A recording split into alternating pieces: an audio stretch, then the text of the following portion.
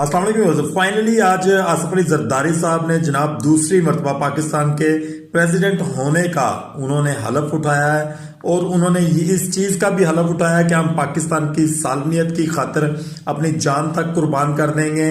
लेकिन आपको पता है कि जरदारी साहब और नवाज शरीफ साहब और शहबाज शरीफ साहब और मरियम बीबी इनकी बढ़के इनके हल्फ किसी काम के नहीं होते, क्योंकि ये लोग अपने मुफाद के लिए पाकिस्तान के अंदर आते हैं और गवर्नमेंट्स में शामिल होते हैं, क्योंकि इनको पता है कि पाकिस्तानी अवाम को बेवकूफ़ बनाया जा सकता है।